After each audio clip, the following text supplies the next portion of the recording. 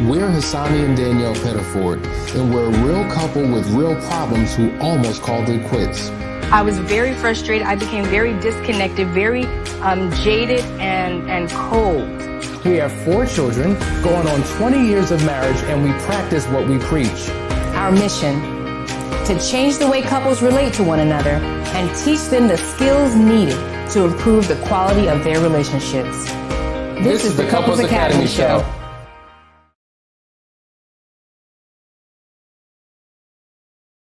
The Couples Academy Show, and we're here.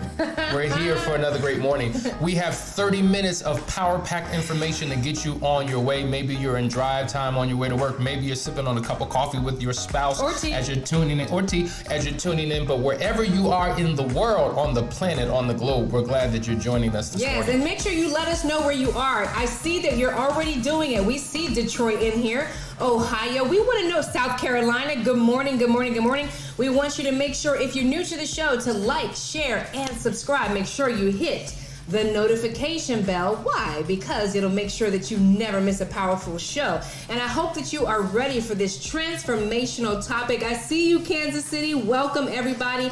As you're coming in, just make sure you drop where you're from. Say hello to us so that we can acknowledge you.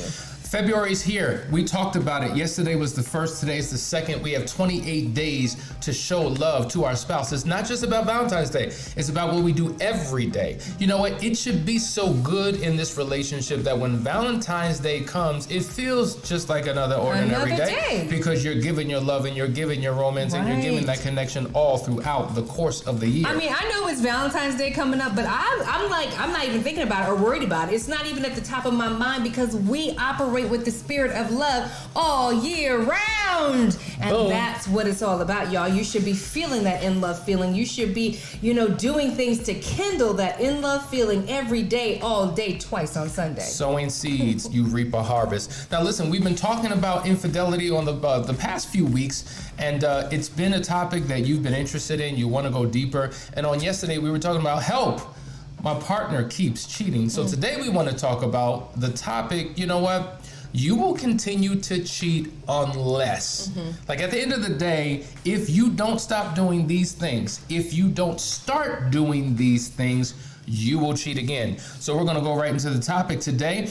And our first point that we want to raise is you've got to change your mindset. You will cheat again unless you change your mindset. Now, remember, we talked about how oftentimes a person who is unfaithful, they have a way of looking at themselves, looking at their spouse, looking at their partner, and looking at the world.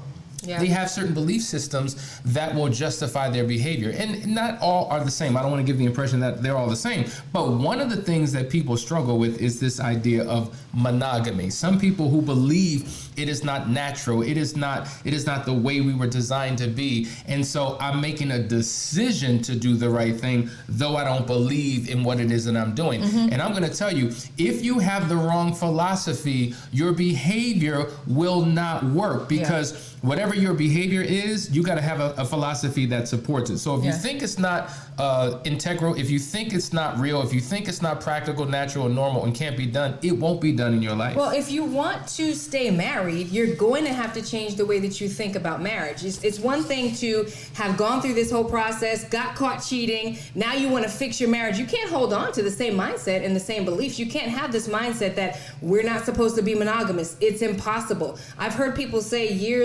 over and over again throughout the years about how cavemen and, going back in history, how we had multiple wives and all these things. Well, if it's not working for your marriage, it's not working for you, period. And so we do have to look at what can we do to shift our mind. Even the Bible tells us that we should renew our minds. I don't know why we get so spooky when we start talking about the power of our mind and the authority that we are supposed to take over our minds. But what you need to do is actually adopt a new belief system and then start putting those belief systems into action in your everyday life, like closing the marriage and putting boundaries around it to protect you from yourself while you are shifting the way that you think. Absolutely. And many of you have been single for the majority of your life, and you said I do, and you think somehow you're supposed to go through some metamorphosis and become a brand new person. I remember the movie The Best Man. Remember The Best Man years ago? That was like the movie that everybody saw. One of your favorite movies? One of my favorite movies. And I remember they were all playing cards at the card table, and they were talking about relationships and stuff like that. And I remember one of the actors, the football player, he said, you know what? Marriage is the cure to promiscuity. And everybody looked at him like he was crazy. Yeah, like, I Joe, remember what that. are you talking about? It is not the cure. If it were the cure, there would be no such thing as infidelity. So there has to be a mental paradigm shift. You have to take on a marriage mindset, a committed mindset, and that single way of thinking has to shift and change. Absolutely. Let's go to the next one, which is you agree to get help, okay? You must agree to get the help, right? And it's a wonderful thing when both of you can actually come into agreement to make that happen. But one of the things that has to happen is you have to get into some good, solid counseling where somebody can lead you both to the answers that you need, because at the end of the day, both are hurting, right? The unfaithful and the hurt partner are both hurting in two different ways, and you have two different journeys to recovery. You know, we talk a lot about the Enneagram, which is helpful. It's a tool that helps you understand yourself, why you do what it is that you do, and where it all started. And when you can begin to look at yourself objectively and say, okay, you know, my spouse is not my problem, I'm my problem, and draw a circle around your own 2 feet, and you do that together, that is super powerful. Absolutely. And that's what we specialize at here. You know, I'm gonna just be honest with you. I'm that guy who for a long time had a DIY approach. Just do it yourself. Like, I felt like, you know what, I'm not hiring this person, or I'm not going in that particular program or course, or I'm not joining that class. I'm gonna just read the books on my own. I'm gonna read the articles on my own. I'm gonna watch a couple of videos and things of that nature. And so the reality is, if you were to look at my library, man, you would you know what, I have hundreds and hundreds and hundreds of books, but does my life reflect all of the books that are in my library? Probably not, because it takes more than just knowing. It takes accountability. It takes somebody guiding you through a process. Holding your hand. And it wasn't until we decided to seek help, to get coaches in different areas of our lives, did our life, did our purpose, I Truly. mean, it catapulted. Yeah. It went to a whole nother level because there was somebody else holding us accountable. And here's the thing, you can know, but knowing isn't enough. You got to do something with what you know. And a counselor or a coach is there to kick you in your butt and say, listen, you need to make this thing happen. I think that's the big thing. When you said a catapult in life, like, I mean, in all areas of life, when you have somebody coaching you, holding your hand, guiding you, when you fall off, you need somebody to help you get back on and show you the way. That has been transformational for us and for so many of our clients, just having somebody to lean on when they don't know the answers. Because, you know, on any given day, you could just fall off and have a bad day and be doing all the wrong things. You need that accountability. It's powerful. And so many couples, we hear the story all the time, particularly when we're doing these discovery calls. You may have a spouse who's on the call by themselves because their partner isn't interested. They have an aversion to counseling. They don't want to get help. They don't think they need help. They think just making the decision to not do it again is enough. And listen, you need to get the help because you're the one hurting, but I'm fine. And that is self-deception. It is. And you've overestimated your own ability to continue to do the right thing. You have to surround yourself with your solution, with your answer. You have to surround yourself with people who've overcome the challenges that you have in order to take your life to a better place, thus taking your relationship to a better place. All right, let's go to the third one. The third one is you search and discover the cause of the affair. We're talking about the why. We're talking about the why. Now, we've been talking about this for the last couple of weeks, having a deep, a profound, comprehensive unpacking and understanding of why you did what you did. And on yesterday's show, so many people said we're in tears and oh my God, finally I understand it. And you put words, you articulated what I was thinking and feeling, but didn't quite know how to figure out on my own. And so that's why it's important to continue to watch this show, because we're gonna peel back the layers and give you a comprehensive understanding. But you've got to know the why for what you did so that you can build a wall of protection around that thing and overcome the temptation that you continue to fall prey to. It's another way of saying draw a circle around your own 2 feet when you say to search the discovery. Why did I do this? You know, what was it in the first place? What was it about me? What was missing? How did I allow myself to go down this path? Have I always been this person, right? Because we're talking about you will cheat again unless you look at these things, right? So you got to look at why am I doing this? Because many folks come to us and they really don't know their why, to your point. Like they're so confused. Their spouse wants to know, why did you do this? They don't even know why they do it. And sometimes it's about digging deep to find out what was the source of your hurt, which brings us to the next point, which is... But wait a minute. Before we go to that next point, we got to remember, listen, we also want to hear from you, right? We want to know, like, we're talking about what we need to do to stop cheating, but I got a question for you. You know, there's this idea out there, once a cheater, always a cheater. What do you think about that? Like, I want you to join this conversation. We're about to... Whether you agree or disagree. Whether you agree or disagree. We want to know what you think. We want to know what you think. Listen, you're watching the Couples Academy show. Stay tuned for what we have coming up next. We want to hear from you guys. Be right back.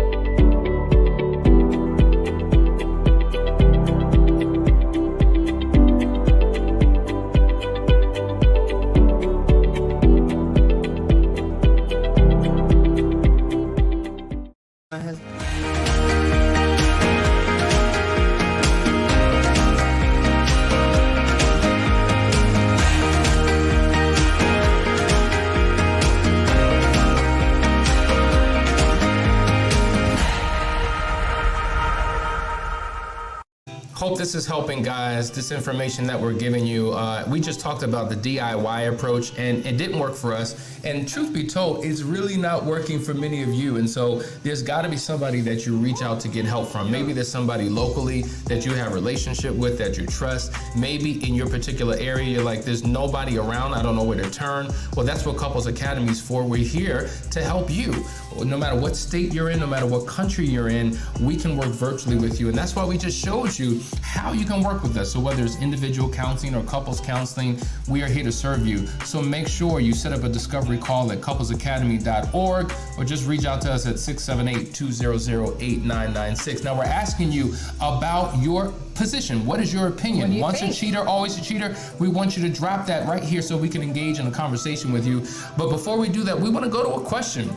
We received a question from one of our listeners on yesterday. Yes, Nora says, if it's a repeat offense as the betrayed spouse, how can you get to the point of trusting? What does the offending spouse have to do to help prove that they can be trusted again? That's a good one. It is a good one. And so the reality is, if you've repeated your offense again and again and again, your spouse is no longer a believer in anything that you say. So all of your promises, all of your declarations, all of your I'm not gonna do it again, all of the I'm better now, you can trust me, why are you struggling to trust me? That is not enough, because you violated your words with your behavior in the past. And so we talk about this all the time.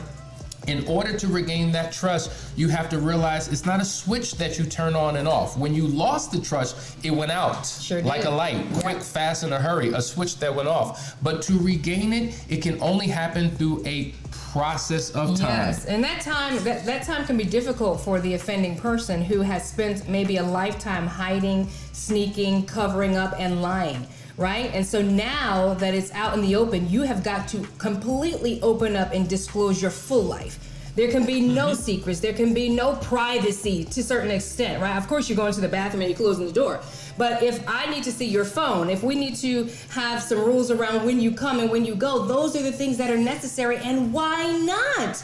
If you have nothing to hide, you will hide nothing. And that's something that you have to begin to transition into, is that lifestyle of full exposure and openness and awareness and a connectedness to your spouse. Part of the problem is that you were living two separate lives. And so that allowed you to sneak off and cheat. Now you've got to open up that world. So that's what they need to do. They need to become completely transparent, be willing to share, answer questions until the hurt spouse feels comfortable. Yeah, absolutely. And so to the question, once a cheat, always a cheat, we have a couple comments. Most of you are just saying good morning and connecting with us, but some of you think that a person can change. In fact, we have a comment here from Michelle. I think people can change. Well, I think people can change too. I think we all have the capacity to change. The question is, will we do it or not? And so you cannot change on your own. You need somebody, something outside of yourself guiding you through that process. Yeah, we have another comment from Narina. She says, I would hope a person can truly change, but I feel like it has to come from them wanting to change. If they are reluctant to look at themselves, can it still work? They definitely need to be able to look at themselves, and that's what they're saying. Draw the circle around your own 2 feet. Stop pointing the finger. It's the mirror assessment. Yeah. When you take the time to stop looking outward and start looking inward, things begin to change. So number one, when you look in the mirror, what do you see? You got to not just look at yourself, you got to look through yourself. You got to look into the deep essence of the internal reality of who you are, your makeup, right? A lot of us are so focused on our outer appearance and we say, mirror, mirror on the wall, who is the fairest of them all? But that's not the question that you should be asking. You should be asking questions about your spirit, about your soul, about your character, about your integrity, doing a self-assessment. And if you are living in self-deception, you have to bring other people into your world that you value their opinion. See, this is where cheerleaders will not help. You need people who are gonna keep it real with you. Like, listen, brother, I love you, but these are the things that I need to tell you about you, and you need to take hold of that so that you can begin to change in your life. D says, I believe people can change if they really want to and want that marriage or relationship. That's why they need to be honest with themselves first. One more comment. Joy says, yes, I don't think my spouse will ever stop. He is a sex and love addict. We are recently separated. As of October, he wants to work it out. I can't trust him. I don't even know if I want to get back with him, ever. We have a 5-year-old. He is a police officer, works nights, even easier to cheat. I think it's interesting you said that he is a sex and love addict. And I thank you for drawing that distinction, because when we talk about the 5 hidden addictions of an affair, most people automatically assume that it's about sex. And as we said before, usually it's not that. It's an emotional issue. There's something going on in me, and I'm drawn to go out and connect with other people. And one of the byproducts of that connection happens to be sex, but that may not be the main driver. And so the love thing, like some people are in love with the feeling of love, right? yes. And so what happens is when you start a relationship, that in-love feeling is there, but according to most research, it says after about 2 years, it changes. Like that infatuation, oh my God, butterflies in my stomach, that begins to shift and change, and it transitions into a more mature love. But if your only concept of love is it's a feeling, when I no longer feel the way I felt, I realize in my mind, maybe this isn't it. Yeah. Maybe I made a mistake. So I got to go chase a feeling. Right. You know, we were talking about this last night in our Moving Forward group that we have, about sometimes think about an addict, a drug addict. The first time they take a drug, they get that hit, right? And it feels so good to them. And every other hit, they're searching for the same feeling that they had initially. So now I got to take a double dose. Now I got to get something extra. Now I got to do something more. And they're chasing that feeling. It's almost like chasing the wind. And so when you understand comprehensively what love actually looks like, it can begin to change your life. Absolutely. Wow. Well, we've got a lot of more comments coming in, but I think we're going to a break. We're going to another break, guys. I hope that this is helping. I hope that it's sinking into your heart and into your mind, into your spirit. Many of you want a better relationship, but you just don't know how. That's why you need to join the Better Marriage Club. Find out more information. We'll be right back. This is the Couples Academy Show. Sign up today for the Better Marriage Club and receive exclusive access to the private Facebook group to get your questions answered and your problems solved. Access to our marriage library of live seminars. Watch the Couples Academy Daily Show. Call the help hotline for laser coaching. Get our weekly action guides and receive a private one-on-one call with one of our marriage coaches. To join the Better Marriage Club, simply text MARRIAGE to 973-490-4668. Join today. Your marriage deserves it.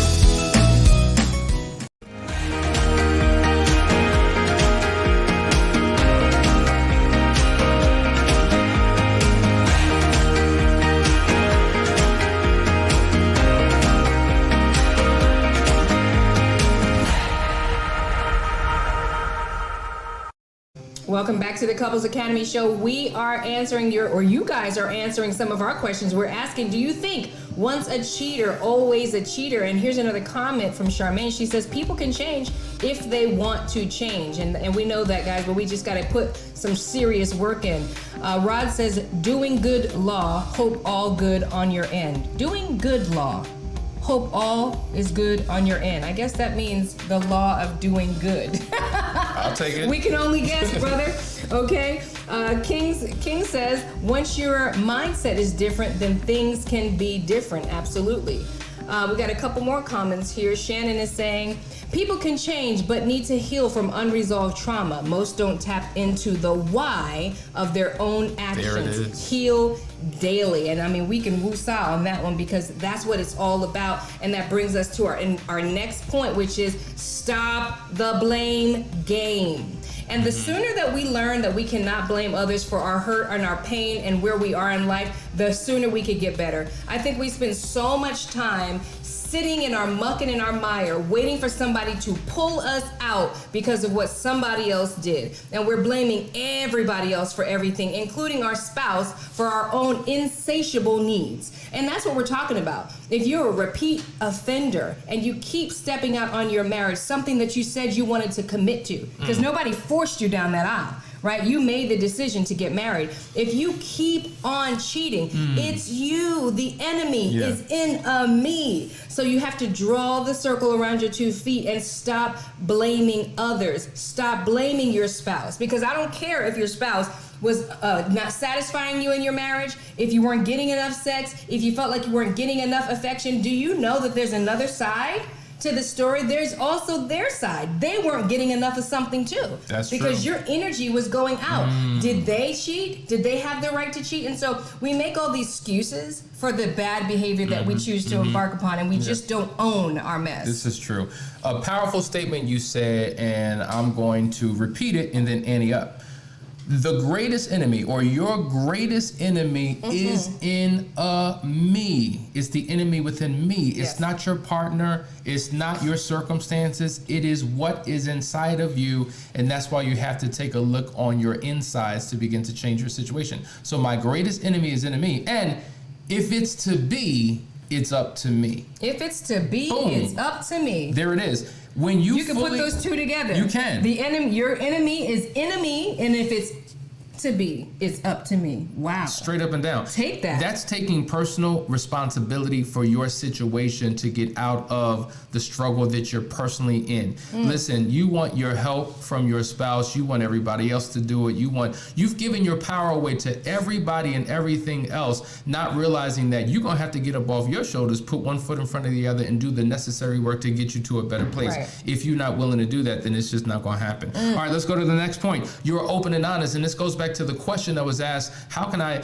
begin to trust my spouse again after repeated affairs? You have to commit to a life of openness and honesty. It's called the policy of radical honesty. And according to the policy of radical honesty, you have what we call historical honesty, number 1. You have current honesty, number 2. You have future honesty, number 3. And then you have emotional honesty, number 4. Maybe we'll do a show on that, but you have to be completely transparent about any and all, which requires vulnerability, requires being emotionally, mentally, intellectually naked with your spouse so that they can begin to trust your heart, because they don't trust a thing you say. All they can trust is what you do. Either I'm going to trust that you're going to do the right thing by looking at your actions, or I'm going to trust that you're going to continue to do the wrong thing by looking at your actions. But the more consistent you are in your actions are an outward manifestation of an internal reality based upon your character and your integrity. So once you become the best version of yourself, I can begin to trust that. Yes. Because you're showing up as a different you. Absolutely. Let's go to the next point.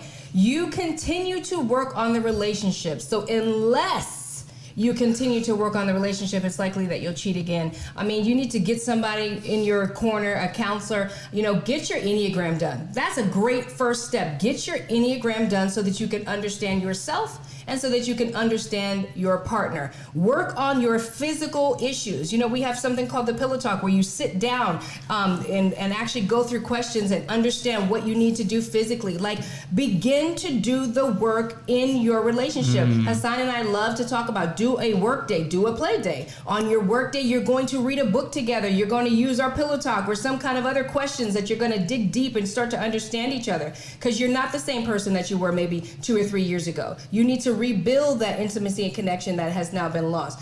Do that. Then on your play day, go out on a date, connect. Try to do things that will foster an environment to connect and have intimacy. You would be surprised how many couples just cannot look at each other in the eyes. No, that's real. It's so uncomfortable. Like, just to sit here and look in the eyes, they looking down, they looking all around, like they feel tremendous anxiety because there's such a wall built up between you because of that lack of trust, connection, and intimacy. So start working on your relationships. That will keep those boundaries set, the hedge of protection that we always hear about that keeps you together and keeps the enemies out. And also, to add to that, you know, I don't know what your particular faith tradition is, but the reality is it's going to take God, it's going to take some spiritual authority, some laws that you incorporate into your relationship in order to experience a level of breakthrough. And we have seen when couples have been disconnected, don't like each other, don't talk, they're feuding with each other, there's probably a negative spirit in that atmosphere. And when you bring God, when you invite him back into your home, see, here's the deal. We invite God to the wedding ceremony, but we don't invite him into our marriage. We don't invite him into our home. And so if we don't have the laws and principles that we should be living our life by according to, because if he created marriage in the first place, we got to go back to the source to figure out how to make this thing work. And when couples come together and begin to pray together, that's a level of spiritual intimacy that can begin to turn things around. So hopefully that helps, because we know when couples have done that, they've been able to pivot in their relationship. And then the last point is you have to feel the 5 emotions of change. Let me tell you something. Ooh. There are 5 emotions, and we're going to quickly go through them, but you have to have empathy. You've got to have compassion. You've got to have a healthy dose of guilt, a healthy dose of shame, and a healthy dose of regret. Like, if you don't feel any type of remorse or regret or shame or like, you don't have the internal makeup to be able to understand what your spouse is going through and to make the commitment not to do it again. If you don't feel the pain that your partner feels, if you don't understand what it is that they're going through, then what's going to motivate you to do something different? Nothing. I'm sorry, did I interrupt you? Because we're wrapping that up. It's about having contrition. You want to feel that the person feels you, understands you, is remorseful, is connected to the pain. And true contrition wraps all that up into a nice little bow so that you can actually exonerate them or begin the process of exoneration. Because, you know, when we work on forgiveness is a process. We all understand this is not something that happens overnight. But when you're working on forgiveness, which starts with just a decision to do it, not necessarily the feeling of having full forgiveness yet, you want to know that the person that you are forgiving understands the weight of it.